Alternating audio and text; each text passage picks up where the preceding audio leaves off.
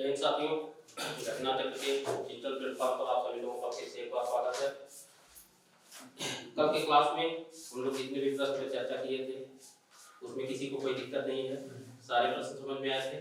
तो उससे संबंधित जो भी इम्पोर्टेंट टॉपिक है वो आपको हम उपलब्ध कराएंगे। उस प्रश्न के अलावा वो प्रश्न तो आपको बताया गया, लेकिन उससे संबंधित कुछ चीज़ों को हमने व्याख्या करके भी बताया था, और जो भी महत्वपूर्ण प्रश्न और होंगे वो हम आपको उपलब्ध करवाएंगे, जिससे कम से कम समय में आप एग्जाम में बहुत ज़्यादा किताब ना पढ़ सकते हैं। जैसे हम तो टॉपिक को आप लोगों के सामने बताया कि मोशन का टॉपिक इम्पोर्टेंट था, क्योंकि उससे प्रश्न आया, इसका मतलब है कि वो बार बार फोकस किया जा सकता है। उसी प्रकार से प्रेशर का भी टॉपिक दाब का था, उसको भी हमने बताया था।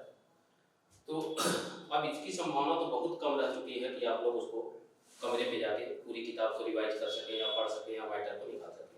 तो उस टॉपिक से जो भी जितने भी संभावित प्रश्न बन सकते हैं, जो हमको लग रहा है कि एग्जाम में पूछा जा सकता है या कहीं न कहीं किसी एग्जाम में पूछा गया है, वो सारी चीज़ों को आपको उपलब्ध करवाएंगे हम। ठीक है, चलिए आज के सेशन की शुरुआत करते हैं।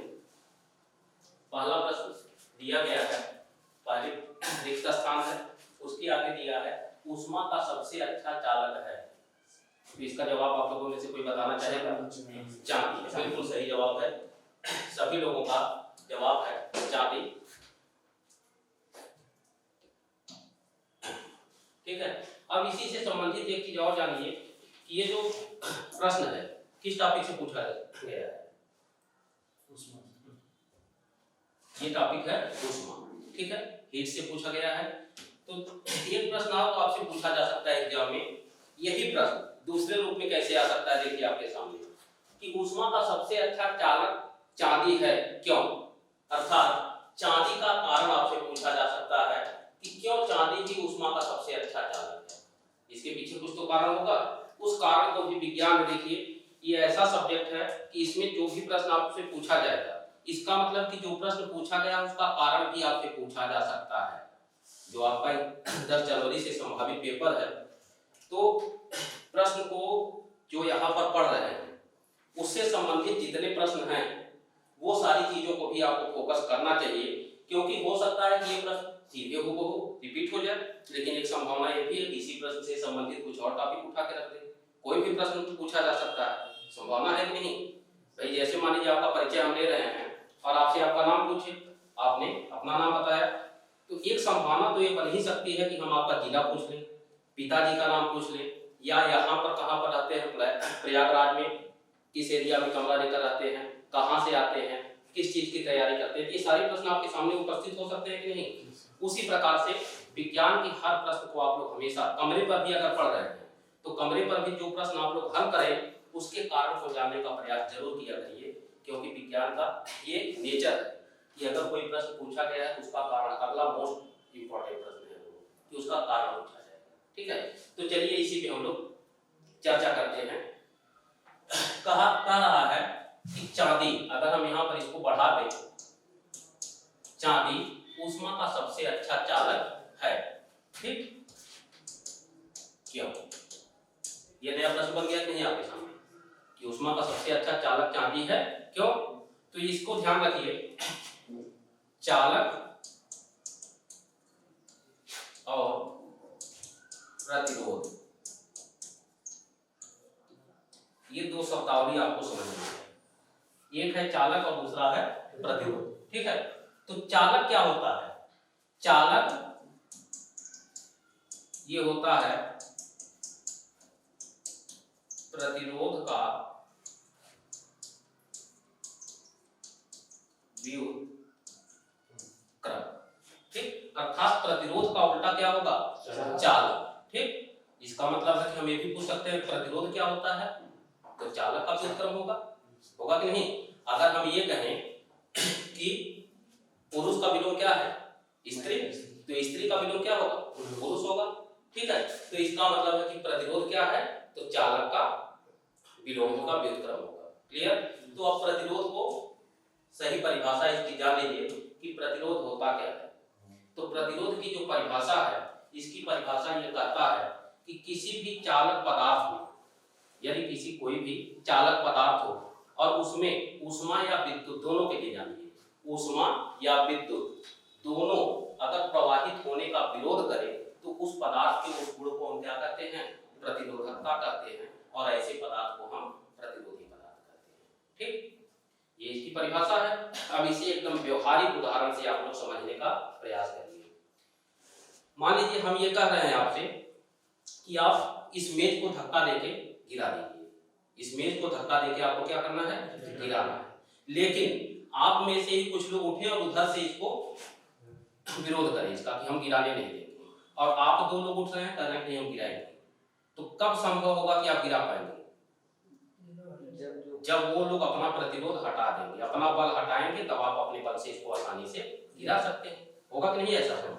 लेकिन अगर वो लोग आपसे ज्यादा बल लगाकर आपका विरोध करेंगे तो क्या होगा? ये नहीं गिरेगा। ये चीज समझ में आया? इसका मतलब है कि यदि किसी भी पदार्थ का प्रतिरोध, क्या कह सकते हैं इसको, प्रतिरोध कम हो, यदि किसी पदार्थ का प्रतिरोध कम हो तो उसकी चालकता क्या हो जाएगी? बढ़ेगी कि नहीं? बढ़ेगी कि नहीं? भाई यही समझिए कि इसका प्रतिरोध हमने कम कर दिया, प्रतिरोध कम कर रहे हैं, इसको आसानी से आप गिरा रहे हैं। इसका मतलब है कि इसकी चालकता को आप बढ़ा रहे हैं। तो बढ़ेगा कब? जब प्रतिरोध को घटाएंगे। समझ में आया कि भाई अगर प्रतिरोध करने वाला कोई न हो, जैसे आप एक सड़क पे चल रहे हैं, इस तरह से दूसरा उदाहरण आप समझिए इसको। मान लीजिए एक सड़क पे आप चल रहे हैं, सड़क पूरी तरह से चिकना हो, जैसे ही कमरा है साल में जहां पर आप बैठे हैं, पूरी तरह से चिकना पदार्थ वो कमरा है, कोई कंकड़ पत्थर कांटा कुछ नहीं है इस पर, आप आसानी से जा सकते हैं। जा सकते हैं नहीं? तेजी के साथ जा सकते हैं, आसानी से इस छोर से उस छोर तक जाएंगे और वहां से फिर उतनी ही तेजी के साथ आप आ भी सकते हैं। लेकिन अगर यहीं पर आपका विरोध करने वाला कोई हो, कोई आपको रोकता रहे, हाथ पकड़ के अपनी तरफ खींचता रहे, धक्का देता रहे, क्या आप आसानी से जा सकते हैं? नहीं जा रहे। क्यों नहीं जा रहे? क्योंकि आपकी जो चाल है वो क्यों घट रही है? क्योंकि एक व्यक्ति आपका विरोध कर रहा है। बात समझ में आ रही नहीं? जैसे आप यहाँ से उठ के जाना चाहें और आप इनका हाथ पकड़कर अपनी तरफ खींचे रहेंगे तो क्या होगा? आप जा सकते हैं? नहीं जा सकते। क्यों? क्योंकि ये आपका जाने का विरोध कर रहे हैं। तो विरोध या अवरोध या गतिरोध यही चीज होता है प्रतिरोध। बात समझ में आया? अर्थात अगर किसी चालक पदार्थ का प्रतिरोध कम होगा तो प्रतिरोध कम होने का मतलब उसकी चालकता क्या होगी? बढ़ जाएगी। क्लियर हो कि नहीं?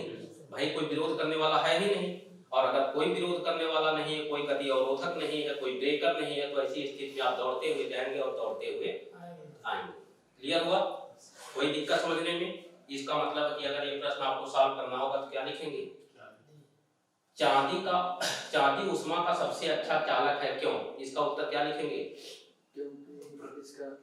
क्योंकि इसका प्रतिरोध कम होता है कि नहीं? भाई प्रतिरोध कम है तभी तो चल रहा है, दौड़ रहा है। अगर मान लीजिए एक ब्रेकर लगा दें, मान लीजिए हर एक कदम पर एक ब्रेकर हो और आपको गाड़ी चलाने के लिए दें, तो क्या गाड़ी आप फुल स्पीड में चला सकते हैं? जहां भी ब्रेकर आएगा वहां कम करेंगे स्पीड, कम करेंगे कि नहीं? तो वही ब्रेकर है प्रतिरोध है कि नहीं? क्लियर? अर्थात चांदी का विशिष्ट प्रतिरोध सबसे कम होने के कारण ही चांदी ऊष्मा का सबसे अच्छा चालक। क्लियर? कोई दिक्कत? कहीं कोई समझने में दिक्कत हो तो बताइएगा। बस यही जानिए कि चालक प्रतिरोध का क्या होता है? व्युत्क्रम। अगर प्रतिरोध कम होगा तो चाल उसका बढ़ेगा, और प्रतिरोध बढ़ेगा तो चाल घटेगा। क्लियर? कोई दिक्कत? समझ में आ गया पूरी तरह से? कोई दिक्कत नहीं है। ठीक, अब आइए इसी ऊष्मा से संबंधित एक प्रश्न आपसे और पूछा जा सकता है इस आपके एग्जाम में। ऊष्मा संचरण की विधियां, ऊष्मा संचरण की विधियां, ये भी आपसे पूछा जा सकता है। जैसा कि कुछ एग्जामों में मैं देखा हूं, अंडे के कुछ एग्जाम में ऊष्मा संचरण की विधि पूछा गया है। ठीक है, तो पहले हम लोग ऊष्मा पे चर्चा कर लेते हैं। ऊष्मा होता क्या है? ऊष्मा क्या होता है? परिभाषा इसकी कोई बताएगा?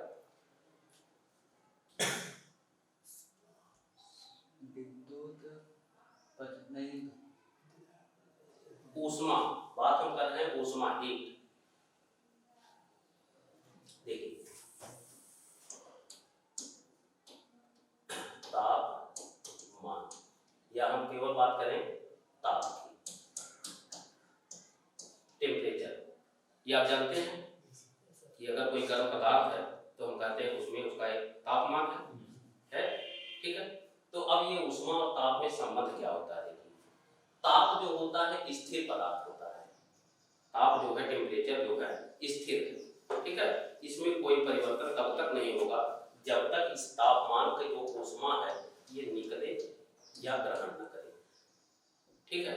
इसका मतलब है कि जैसे हम एक व्यवहारिक उदाहरण से इसे समझाने का प्रयास करें, गर्म चाय आप पी रहे हैं, ठीक, चाय आपने बनाया, कप में निकाला, टेबल पे रख दिए। तो टेबल पे रखने के बाद चाय के कप से आप क्या देखते हैं? आप ये अवलोकन करते हैं कि उससे भाप निकलती है, भाप निकलती है कि नहीं? और कुछ देर के बाद उसी गर्म चाय जो आपने चाय बना के रखा था एकदम गर्म था कि नहीं? लगभग 100 डिग्री सेल्सियस उसका तापमान रहा होगा उसमें जब आपने चाय को कप में निकाला और आप अपने टेबल पे रख दिए। कुछ समय के बाद उसी चाय को देखते हैं तो उसका टेम्परेचर क्या हो जाता है? घट जाता है। भाई कुछ देर के लिए रखते हैं, बढ़ता है घटता है? घट जाता है कि नहीं? क्यों घट रहा है? क्योंकि उस चाय का जो तापमान था उससे ऊष्मा क्या हुआ? निकल गया कि नहीं? और यही ऊष्मा उसके तापमान को बनाए रखने के लिए जिम्मेदार था, ठीक। अब इसका मतलब ऊष्मा क्या हुआ? ऊष्मा वह तापमान होता है जो उच्च तापमान की वस्तु से निम्न तापमान की वस्तु की ओर स्थानांतरित होता है, अर्थात स्थानांतरित होने वाले ताप, ठीक। और ये हमेशा इसकी जो ऊष्मा संचरण की जो दिशा होती है उच्च तापमान से किस तरफ होती है? निम्न तापमान की। अर्थात जब आप अपने कप में चाय को रखे थे तो वो क्या था? गर्म था, और आपके कमरे का जो टेम्परेचर है, जिस कमरे में जिस मेज पर उसको रखे हैं उस कमरे का टेम्परेचर कम से कम अगर देखा जाए तो उस चाय के तापमान से क्या रहा होगा? कम रहा होगा कि नहीं? भाई चाय आपका पूरी तरह से गर्म है, बॉयल हुआ है, 100 डिग्री टेम्परेचर है, 100 डिग्री सेल्सियस है कि नहीं? लेकिन आपका जो ऊष्मा है, जो कमरे का जो तापमान है बहुत ज्यादा रहा होगा, हम कह रहे हैं गर्मी का दिन अगर रहा होगा तब भी मैक्सिमम जो है 30-35 डिग्री सेल्सियस, तो उससे कम रहा है कि नहीं? भाई कमरे का तापमान 30-35 डिग्री सेल्सियस है और चाय का तापमान कितना है? 100 डिग्री सेल्सियस। तो इसका मतलब है कि ऊष्मा उसमें से जो भाप निकल रही है, क्यों निकल रही है? क्योंकि कमरे का तापमान कम है और हमारी चाय का तापमान अधिक है। तो अधिक तापमान की वस्तु से कम तापमान की वस्तु की ओर ऊष्मा स्थानांतरित होती है और तापमान के इसी स्थानांतरण को हम क्या कहते हैं? ऊष्मा कहते हैं। समझ में आया? अर्थात ऊष्मा क्या है? जब कोई ताप या गर्म वस्तु निम्न ताप की वस्तु से वो उच्च ताप की वस्तु से निम्न ताप की वस्तु की ओर स्थानांतरित होती है, तो स्थानांतरित होते समय इस तापमान को क्या कहते हैं? क्लियर हुआ? कोई दिक्कत? यहाँ तक की चीजों में कहीं कोई दिक्कत नहीं, ठीक है। अब दूसरी चीज, ऊष्मा से संबंधित अगला जो प्रश्न आपसे पूछा जाएगा इसका मात्रक, ऊष्मा का मात्रक क्या होता है, ठीक है। तो ऊष्मा का मात्रक ये कैलोरी और जूल दोनों होता है, याद रखिएगा, ठीक है। ये प्रश्न आपसे परिभाषा तो नहीं पूछेगा, ये तो डेढ़ से परिभाषा नहीं पूछेगा, लेकिन ये इसका मात्रक पूछेगा। तो ऊष्मा का मात्रक क्या लगाएंगे? कैलोरी लगाएंगे और जूल। क्लियर? कोई दिक्कत समझने में? दूसरी चीज, ऊष्मा से एक चीज और ध्यान रखिएगा, जो प्रश्न आपको नोट करना है कि ऊष्मा जो संचरण की दिशा होती है कैसे होती है? तो उच्च तापमान की वस्तु से निम्न तापमान की वस्तु की ओर। ये दो प्रश्न आपको नोट डाउन करना है जो आपके एग्जाम के लिए महत्वपूर्ण है। ऊष्मा संचरण की दिशा उच्च तापमान की वस्तु से निम्न तापमान की वस्तु की ओर स्थानांतरित होती है, ठीक। और इसका मात्रक कैलोरी तथा जूल होता है।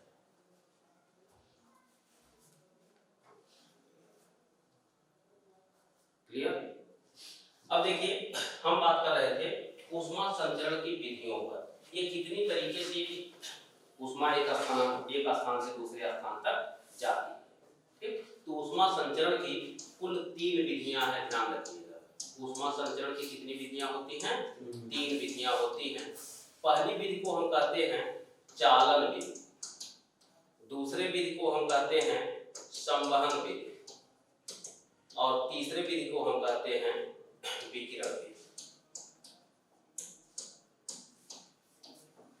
ऊष्मा संचरण की कितनी विधियां हैं? 3। याद रखना है आपको कौन कौन? चालन, संवहन और विकिरण। क्लियर? कोई दिक्कत समझने में यहाँ तक के?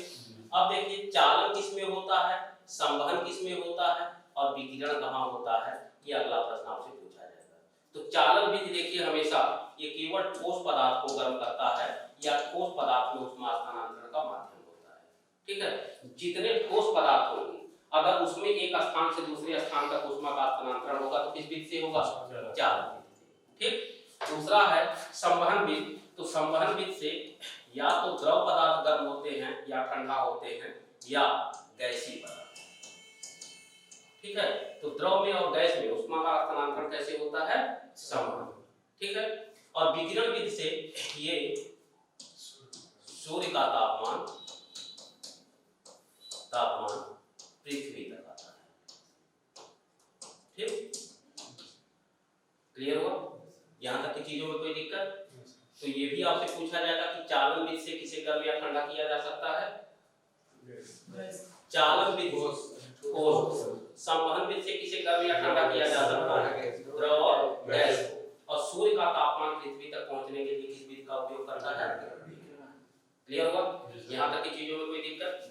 अब इसी चीज को आप समझिए।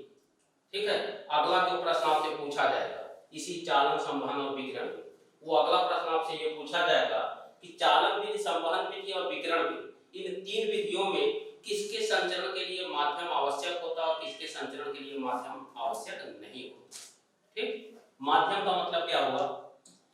जो एक स्थान दूसरे ले जाने वाला कर सकते हैं। अगर कोई एक स्थान से दूसरे स्थान तक ले जा रहा है आपको, तो वह ले जाने वाला पदार्थ क्या कहलाएगा? माध्यम। जैसे मान लीजिए आप यहाँ से कमरे से छूट रहे हैं, कोचिंग आपका बंद हुआ, टाइम ओवर, अब आप अपने कमरे तक जाएंगे तो जाने के लिए या तो मोटरसाइकिल से जाएंगे या तो साइकिल से जाएंगे या तो ऑटो से जाएंगे। तो आप यहाँ से अपने कमरे तक किस चीज से जा रहे हैं, चाहे साइकिल हुआ, मोटरसाइकिल हुआ या ऑटो हुआ, ये तीनों आपका क्या हो गया? माध्यम। क्लियर हुआ? तो अब यहाँ पर देखिए इस चीज को भी आपको रटना नहीं है, कहीं कुछ भी नहीं रटना है, केवल समझ लीजिए, सारे प्रश्न आपको ऐसे ही याद हो जाएंगे, कहीं कुछ नहीं रटना है। आप इस चीज को ध्यान में रखिए, विकिरण विधि से ये क्या हो रहा है? सूर्य का तापमान कहाँ आ रहा है? पृथ्वी पर। ठीक है, और हम ये जानते हैं कि पृथ्वी अगर मान ले, इसको मिटा दे,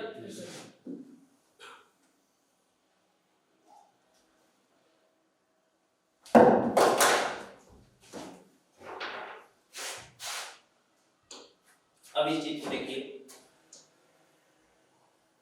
ये है पृथ्वी। ठीक है, हम मान रहे हैं कि ये जो गोला है ये क्या है? पृथ्वी है, ये हमारी पृथ्वी है। ठीक, और सूर्योदय कहाँ हो रहा है? ऊपर। ठीक है, जो पृथ्वी है इस पर हम ये जानते हैं कि इस पर क्या होता है? सघन वायुमंडल होता है, वायुमंडल होता है।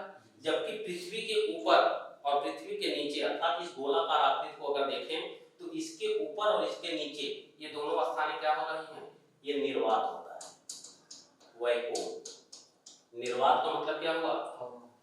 अर्थात हवा की अनुपस्थिति, जहां वायुमंडल नहीं होता ऐसे स्थान को हम क्या कहते हैं?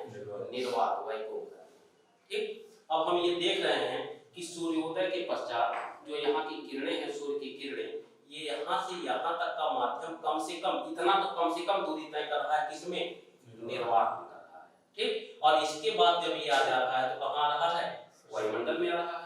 ठीक, इसका मतलब है कि विकिरण विधि से यहाँ तक आने के लिए सूर्य का तापमान या सूर्य की रोशनी, अगर यहाँ से यहाँ तक की दूरी, अगर हम इसके बीच की इस दूरी को ध्यान दें, अगर हम ये मान लें कि यह दूरी इतना होगा, ए और बी, ए और बी की जो दूरी है ये क्या है? निर्वात। निर्वात का मतलब कोई माध्यम नहीं, अर्थात न तो कोई ठोस माध्यम दिख रहा है, न कोई द्रव माध्यम दिख रहा है, न ही कोई गैसीय माध्यम दिख रहा है।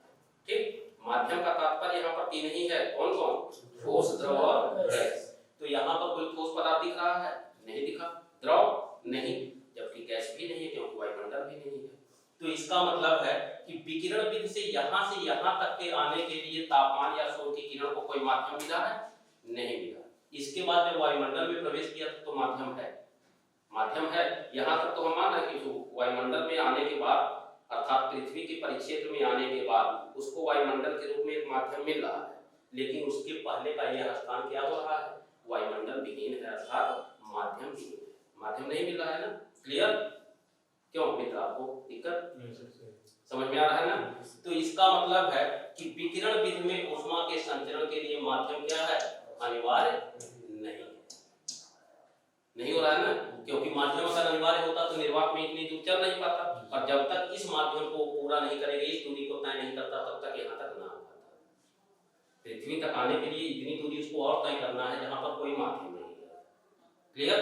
और अगर कोई माध्यम नहीं, इसका मतलब है कि यहाँ से यहाँ तक भी आ रहा है, तभी तो कनेक्ट हो रहा है, पृथ्वी के वायुमंडल में आ रहा है।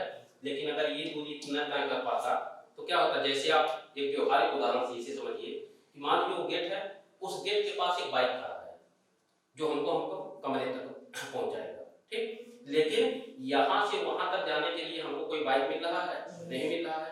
लेकिन जब तक उस दूरी को हम तय नहीं करेंगे तब तक हम बाइक पे नहीं बैठ पाएंगे।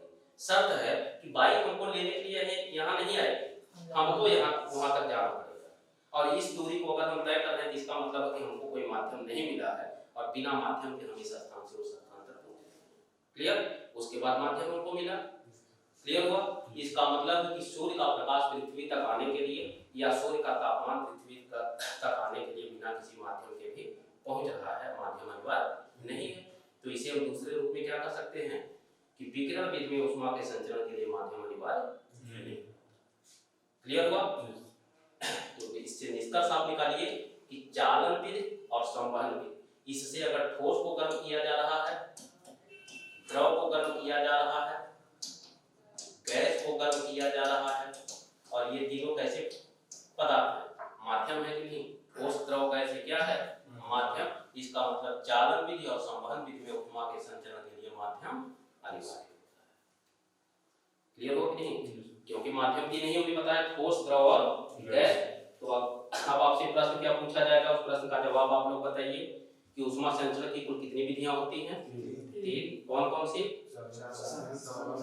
चालन, संवहन और विकिरण। अगला प्रश्न होगा कि ऊष्मा संचरण के लिए, तो ऊष्मा संचरण के किन किन विधियों में ऊष्मा को संचरित होने के लिए माध्यम अनिवार्य होता है? चालन और संवहन। और किस विधि में संचरण के लिए माध्यम अनिवार्य नहीं होता? क्लियर हुआ सारे प्रश्न? कोई दिक्कत? अगला प्रश्न होगा कि चालन विधि से किस पदार्थ को गर्म किया जाएगा? ठोस। चालन है तो केवल ठोस, विकिरण और संवहन है तो केवल द्रव और गैस, और विकिरण विधि से सूर्य का प्रकाश पृथ्वी तक आने में वो संचरित होता है। क्लियर? कोई दिक्कत? अब यहाँ पर देखिए कि ठोस को ही क्यों गर्म किया जाता है, चालन से और संवहन से द्रव और गैस। ठीक है, तो इससे भी संबंधित एक प्रश्न आपसे पूछा जा सकता है, लेकिन वो प्रश्न तब पूछा जाएगा जब पेपर बहुत ही टफ हो जाए। ठीक, तो उसे केवल आप लोग समझ लीजिए, चालन विधि से केवल ठोस को ही गर्म किया जाता है, ऐसा क्यों नहीं द्रव और गैस को गर्म किया जाता? ठीक है, तो यहाँ देखिए चालन विधि में जो नियम होता है, जो सिद्धांत कहता है, वो क्या होता है? चालन विधि से हमने ठोस को बताया, और ठोस पदार्थ के रूप में हम आपके कमरे के ही कढ़ाई का उदाहरण लेते हैं। इसी का उदाहरण लीजिए। ठीक, आप गैस के फ्लेम पे कढ़ाई को रखे सब्जी बनाने के लिए। जहां तक मैं उम्मीद करता हूँ आप सभी लोग स्टूडेंट होंगे, दूसरे जिले से आए होंगे, सभी लोग यहाँ पर खाना बना रहे हैं। ठीक, तो आप अपनी कढ़ाई में सब्जी बनाने के लिए कढ़ाई को गैस के फ्लेम पे रखें। ठीक, इसका मतलब कि गैस का फ्लेम कहाँ जल रहा होगा? नीचे पेड़ी के पास, यहाँ पर। ठीक, कुछ देर के बाद हम देखते क्या है कि ये जो है यहाँ पर इसको उतारने के लिए, कढ़ाई को उतारने के लिए जो दो हत्थे लगे हुए हैं, ये गर्म हो जाता है। क्यों गर्म हो रहा है? क्योंकि देखिए, अब यहाँ से देखिए चालन विधि की जो विशेषता और गुण होते हैं वो क्या है, इसी को आपको समझना है। चालन विधि से ऊष्मा एक स्थान से दूसरे स्थान तक तो स्थानांतरित होती है, लेकिन कहीं पर भी माध्यम का कण अपना स्थान परिवर्तन नहीं करता। ऐसा नहीं है कि यहाँ का कढ़ाई का यह भाग जब गर्म हो गया तो ये यहाँ से उठा और इसको भी गर्म कर दिया और इसको भी गर्म कर दिया, फिर आप यहीं पर अपना स्थान दे दिया। क्या ऐसा संभव होता है? ऐसा अगर संभव होता तो आपकी सब्जी हर दिन नीचे गिर जाती। क्यों होता कि नहीं? लेकिन हम क्या देखते हैं सबकी नहीं नीचे गिरती, ना ही कोई कण ऐसा है जो उठा वहां से जाके चूल्हे को गर्म किया और फिर आके अपने स्थान पर बैठ गया, ऐसा नहीं देखते हम लोग ना। इसका तात्पर्य है कि चालन विधि में एक स्थान से दूसरे स्थान तक ऊष्मा के संचरण के लिए माध्यम का कण अपना स्थान परिवर्तन नहीं करता। ठीक, दूसरी चीज हम इस चीज को तो जानते ही हैं कि ऊष्मा की जो संचरण की दिशा होती है उच्च तापमान से निम्न तापमान की ओर। तो जब हमने इसको गर्म किया, कढ़ाई के इस भाग को गर्म करने का प्रयास किया तो यह भाग तो गर्म हुआ। ठीक, अब इसके अपेक्षा इसके चारों तरफ का यह जो भाग है क्या रहा होगा, ठंडा रहा होगा। तो उच्च ताप से निम्न ताप की ओर धीरे धीरे ऊष्मा का स्थानांतरण होते होते यहाँ तक पहुंचा और ये भाग भी हमारा क्या हो गया, गर्म हो गया। उसी प्रकार से उच्च ताप से निम्न ताप की ओर यहाँ पर भी स्थानांतरित हुआ होगा और धीरे धीरे पूरा कढ़ाई ही गर्म हो जाता है। ठीक है, क्लियर। इसीलिए हम केवल ठोस पदार्थ को ही गर्म कर सकते हैं, द्रव और गैस को नहीं गर्म कर सकते, क्योंकि जिसका माध्यम का घनत्व ज्यादा होता है वही पदार्थ केवल संचालन विधि से गर्म होते हैं। तो हम ये जानते हैं कि सभी माध्यमों में सबसे अधिक घनत्व किसका होता है, ठोस का। ठोस का घनत्व सर्वाधिक होता है, अर्थात घनत्व सर्वाधिक होने का मतलब क्या है, इसके कण एकदम आपस में चिपके रहते हैं, कोई बीच में गैपिंग नहीं होती। और जिसके बीच में गैपिंग नहीं होगा तभी तो होगा। अगर मान लीजिए इसका एक कण यहाँ होता और एक यहाँ होता तो क्या चालन विधि से गर्म हो सकता था, नहीं गर्म होता, क्योंकि यहाँ से ऊष्मा को स्थानांतरित करता तो ये वायुमंडल में चला जाता, इस कण तक नहीं पहुंच पाता। लेकिन अगर हम इसको देखें कि बीच में कोई गैपिंग नहीं है तो जैसे ही यह कण गर्म होगा यह कण ऊष्मा को स्थानांतरित करेगा बगल वाले को, फिर ये गर्म हो जाएगा, ये इसको स्थानांतरित करेगा और इस तरह से एक दूसरे को स्थानांतरित करते करते पूरा का पूरा माध्यम हमारा गर्म हो जाता है। क्लियर, कोई दिक्कत। अब देखिए संवहन विधि को हमने बताया, तो एक प्रश्न आपसे इसमें पूछा क्या जाएगा, ऊष्मा संचरण के किस विधि में माध्यम के कण बिना स्थानांतरित हुए ऊष्मा का स्थानांतरण करते हैं। चाल, ये प्रश्न आप लोग याद रखिएगा। ठीक, ऊष्मा संचरण के किस विधि में बिना माध्यम के कण अपना स्थान परिवर्तन किए हुए दूसरे पदार्थ को पूरे माध्यम को गर्म करते हैं, चाल। ठीक है, ये सारे प्रश्न जो ऑनलाइन है मैं आपको प्रोवाइड करूंगा, निश्चित रहिए, केवल आप इस चीज को समझ लीजिए। ठीक, अब हम बात करते हैं संवहन और संवहन विधि में, अर्थात द्रव और गैस। इसी कढ़ाई के उदाहरण से उसे भी समझने का प्रयास करिए। मान लीजिए इस कढ़ाई में हम पानी भर रहे हैं, ठीक, पानी भरा हुआ है, गर्म कर रहे हैं।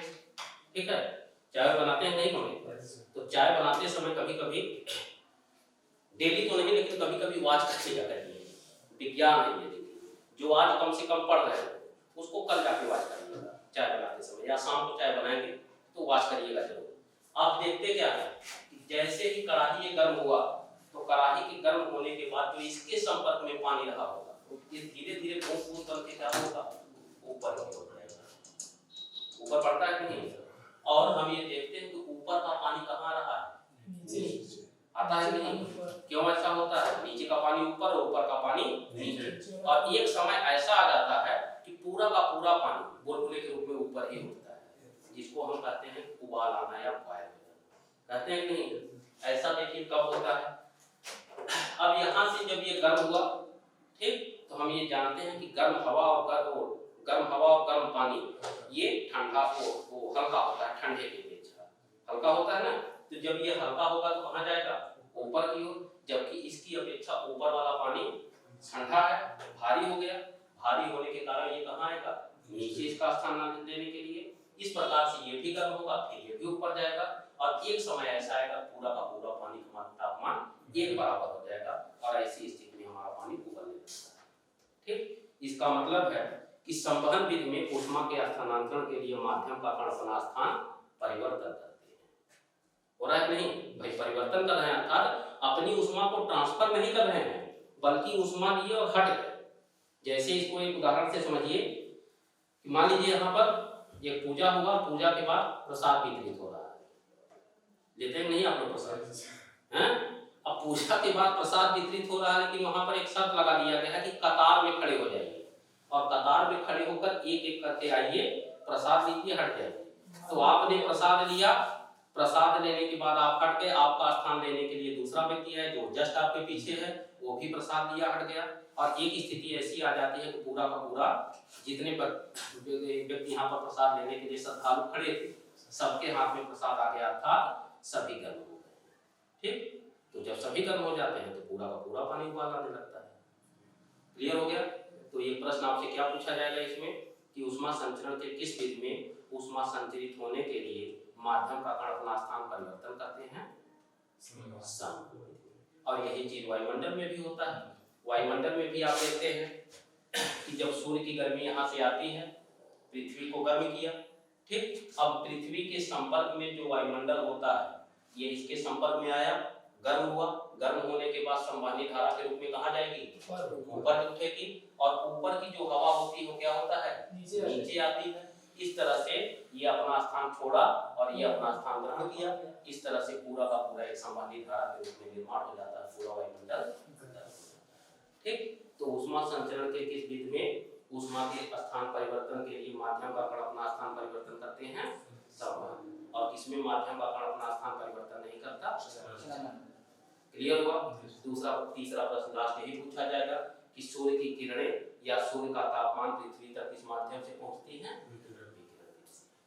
क्लियर हुआ सारे प्रश्न? कोई दिक्कत समझने में? लास्ट चीज यहाँ पर नोट कर लीजिए, चालकता का, और इसका पूछा जाएगा आपसे मात्रक। चालकता का मात्रक क्या है? प्रतिरोध का मात्रक। ये बहुत ही इंपॉर्टेंट प्रश्न है। तो प्रतिरोध का मात्रक लिख लीजिए। प्रतिरोध का मात्रक ओम होता है। प्रतिरोध का मात्रक ओम होता है। अगले पॉइंट में विशिष्ट प्रतिरोध का मात्रक ओम मीटर होता है। विशिष्ट प्रतिरोध का मात्रक ओम मीटर होता है।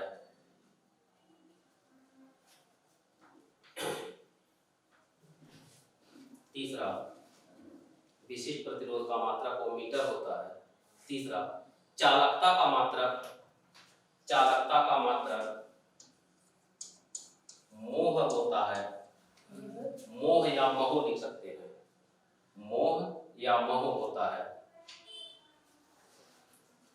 ठीक, क्लियर हुआ? ये मात्रक याद रखिएगा, जरूर आपसे पूछा जा सकता है, मोस्ट इंपॉर्टेंट है। ठीक, चलिए अगले प्रश्न को हम लोग पढ़ते हैं। अगला प्रश्न है,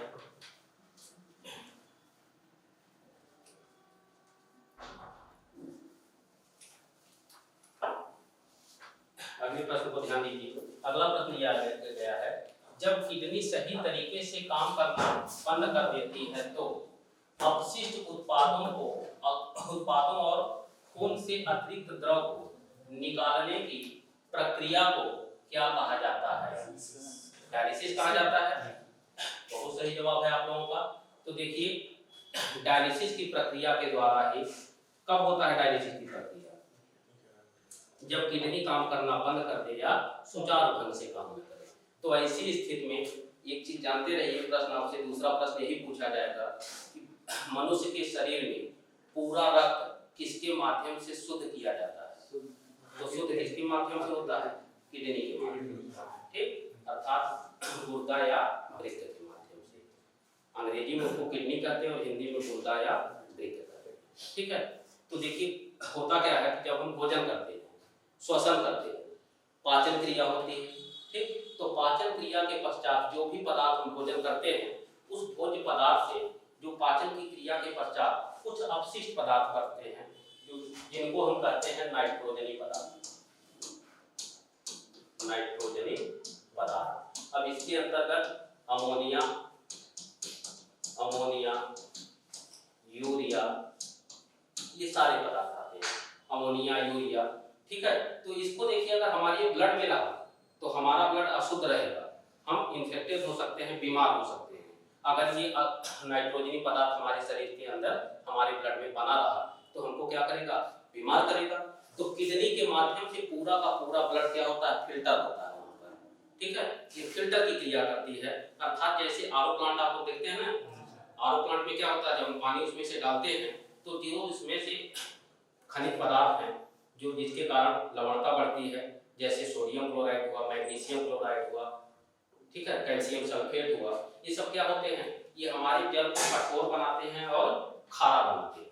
ठीक है, तो आरओ प्लांट क्या करता है, इन सब खनिजों को क्या करता है, निकाल देता है, फिल्टर कर देता है, और जो बचा खुचा पानी होता है क्या होता है, शुद्ध हो जाता है। ठीक, वही क्रिया हमारे शरीर में हमारी किडनी करती है कि जब ब्लड उसके माध्यम से गुजरता है तो किडनी के माध्यम से गुजरते समय पूरा का पूरा नाइट्रोजन पदार्थ फिल्टर कर लिया जाता है, अलग कर लिया जाता है। ठीक, और ब्लड हमारा शुद्ध हो जाता है। लेकिन जब हमारा किडनी काम करना बंद कर देता है या सुचारू ढंग से नाइट्रोजनी पदार्थ को फिल्टर नहीं कर पाता, तो ऐसी स्थिति में हम मशीन के द्वारा इसी फिल्ट्रेशन की क्रिया को संपन्न करते हैं, शुद्ध करने की क्रिया को संपन्न करते हैं, और इसी क्रिया को क्या कहते हैं, हिंदी भी इसका जान लीजिए, क्या कहते हैं इसको हिंदी में, अपोहन। ठीक, डायलिसिस या अपोहन। क्लियर हुआ, कोई दिक्कत? तो ये प्रश्न आपसे क्या पूछा जाएगा, अगला प्रश्न इसमें से, मनुष्य के शरीर में पूरा का पूरा रक्त किसके माध्यम से शुद्ध किया जाता है, किडनी के माध्यम से। ठीक, या यही प्रश्न इस रूप में भी पूछा जा सकता है, डायलिसिस या अपोहन का संबंध किससे है, किडनी से। वही तो कार्य कर रहा है, उसी का कार्य कर रहा है। क्लियर, कोई दिक्कत? कोई दिक्कत नहीं है। चलिए अगले प्रश्न की ओर हम लोग पढ़ते हैं। अगला प्रश्न दिया गया है, विषाणुओं के अध्ययन को क्या कहा जाता है, विषाणुओं के अध्ययन को क्या कहा जाता है, इसका कोई जवाब? Virology, very good. देखिए विषाणु को अंग्रेजी में क्या कहते हैं, वायरस, वायरस कहते हैं। इसके अध्ययन को हम क्या कहेंगे, वायरोलॉजी कहेंगे। ये प्रश्न यहाँ से पूछा जाता है, ध्यान रखिएगा।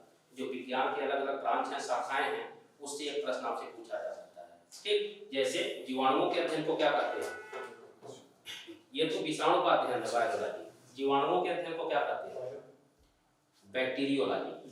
ये भी आपसे पूछा जा सकता है, इंपॉर्टेंट प्रश्न, नोट कर लीजिए। जीवाणु के अध्ययन को बैक्टीरियोलॉजी कहा जाता है।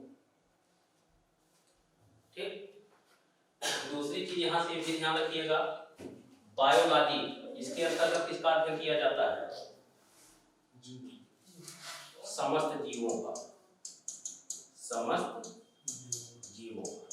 ठीक, अब जीव में देखिए, जीव को जो हम वर्गीकृत करेंगे, एक टॉपिक आप लोग पढ़े होंगे, वर्गीकी, टैक्सोनॉमी, पढ़े हैं कि नहीं? तो देखिए जीव विज्ञान, ये बायोलॉजी का मतलब क्या होता है, जीव विज्ञान। जीव विज्ञान, अब ये जीव विज्ञान के दो भागों में बटा होता है, किसमें किसमें? एक होता है प्राणी विज्ञान, इसी को हम प्राणी विज्ञान को जंतु विज्ञान भी कहते हैं। दूसरा क्या होता है, वनस्पति विज्ञान। ठीक, इसे बॉटनी कहते हैं, इसे जूलॉजी कहते हैं, और पूरा का पूरा जूलॉजी और बॉटनी को मिलाकर क्या बनता है, बायोलॉजी बनता है। ठीक, इसका मतलब है कि समस्त जीवों के अध्ययन को क्या कहा जाता है, बायोलॉजी। अब समस्त जीव का मतलब क्या हो गया, इसके अंतर्गत अगर विषय क्षेत्र आपसे प्रश्न आपसे पूछा जा सकता है, देखिए वन लाइनर, कि विज्ञान की वह कौन सी शाखा है जिसमें समस्त जीवों अर्थात जंतुओं और वनस्पतियों दोनों का अध्ययन किया जाता है, तब आप बायोलॉजी लगाएंगे। क्योंकि आप देख रहे हैं कि बायोलॉजी का ही एक शाखा हमारा प्राणी विज्ञान है, दूसरी शाखा वनस्पति विज्ञान है। इसका मतलब है कि जीव के अंतर्गत हम प्राणियों को भी रखते हैं, अर्थात जंतुओं को भी रखते हैं, और वनस्पतियों को भी रखते हैं। रखना है कि नहीं?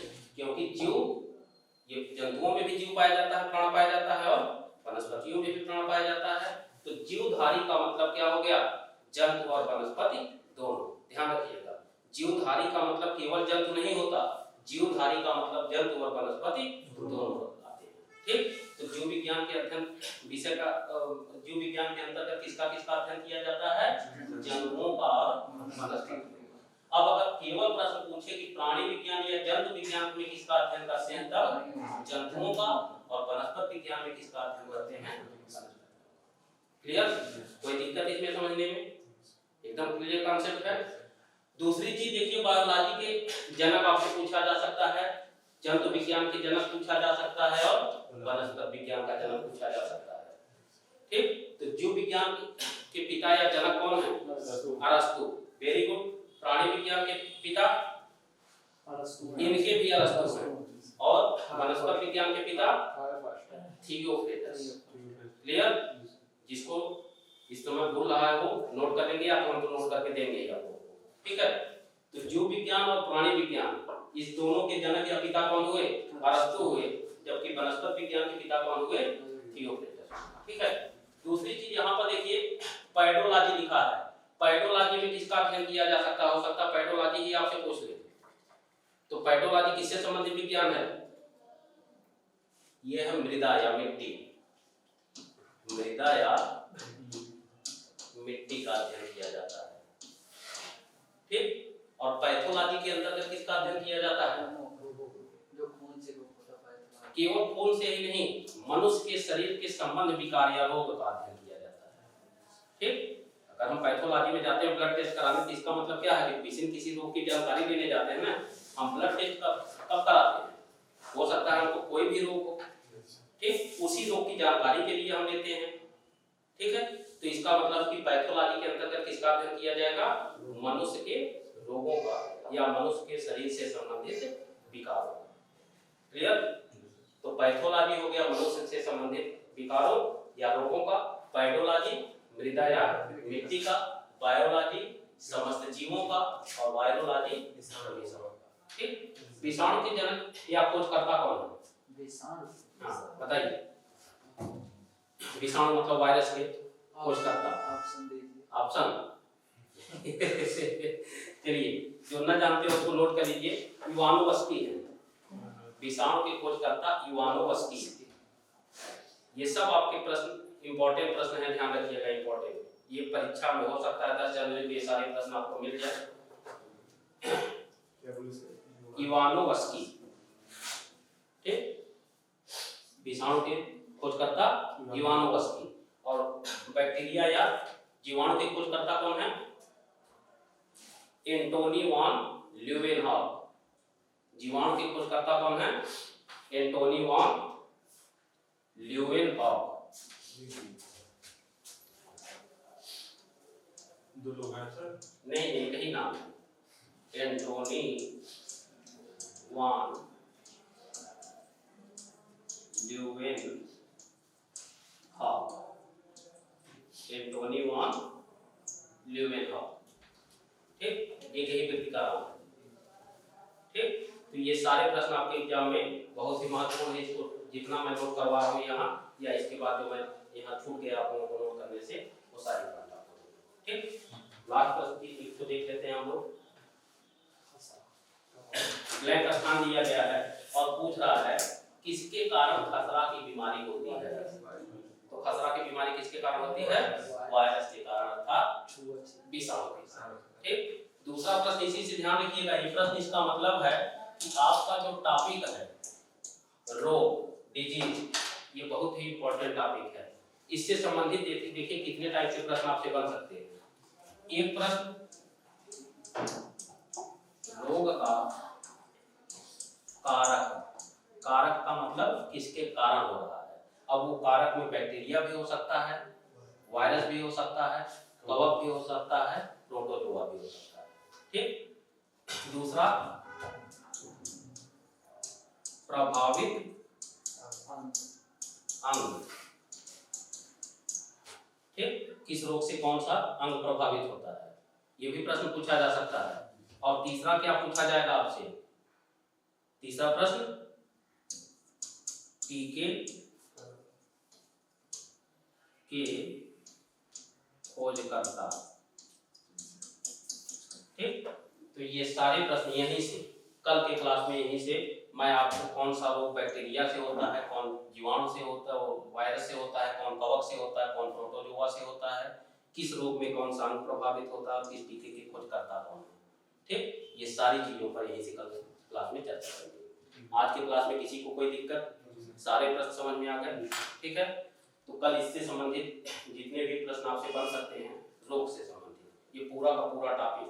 देखिए आप लोगों की जो मांग थी कि सर टॉपिक पढ़ाने के लिए, तो देखिए जो यहाँ पर मैं प्रैक्टिस बैच ये संस्थान इसलिए आप लोगों के लिए शुरू किया है कि इसी प्रैक्टिस के क्वेश्चन के आधार पे आप लोग खुद महसूस कर सकते हैं। देखिए कि हमने यहाँ पर आपको उष्मा से चीजें भी बता दिया, रोग से भी संबंधित चीजों को बता दे रहा हूँ, अर्थात एक ही क्लास में आपको कई चैप्टर पूरा करा दे रहा हूँ और आपकी मांग भी पूरी हो जा रही है। आप चाहते हैं कि टॉपिक, तो जिस टॉपिक को मैं जिस क्वेश्चन को उठा रहा हूँ उसके कम से कम पूरे टॉपिक को ही तो क्लियर कर दे रहा हूँ।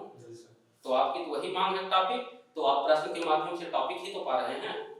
ठीक। दूसरी चीज, इससे आपको फायदा क्या हो रहा है, देखिए आपका एग्जाम नजदीक है और अभी ये संभावित तिथि है जो आपको घोषित किया गया संभावित है। तो अगर आपका एग्जाम टल रहा है, कुछ समय आपको मिल रहा है, तो आप इस संस्थान के ऊपर विश्वास करके यहाँ तक आए हैं, तो इतना विश्वास रखिए कि आपको पूरा का पूरा जितना यहाँ पर आपका सिलेबस है पूरा आपको पढ़ाएगा। ठीक है। लेकिन अभी आप प्रैक्टिस बैच में जुड़ेंगे तो कम से कम लाभ आप इसका ज्यादा पाएंगे। भाई एक ही प्रश्न के माध्यम से एक प्रश्न आ रहा है, उससे संबंधित सभी चीजों को तो मैं क्लियर कर दे रहा हूँ ना, तो कोई दिक्कत कहाँ है आपको। भाई आपको टॉपिक जैसे उस्मा, तो उस्मा से जितने संभावित बन सकते थे, अब उस्मा तो पूरा नहीं पढ़ाया गया, लेकिन ये भी सत्य है कि जितने संभावित हो सकते थे आपके लिए वो सारी चीजों को बताया। ठीक। जैसे इसी तरह से कल मोशन पे हमने चर्चा किया, डाक पे, और इससे संबंधित जो अन्य चीजें होंगी वो आपको प्रोवाइड कराया जाएगा। ठीक है। क्लास में किसी को कोई दिक्कत नहीं, दिक्कत है